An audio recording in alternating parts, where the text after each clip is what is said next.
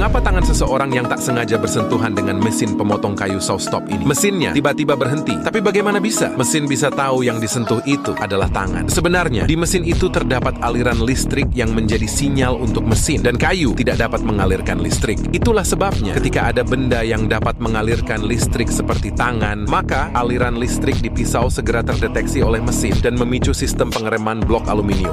Dan pisau gergaji berhenti berputar dalam waktu kurang dari 5 milidetik.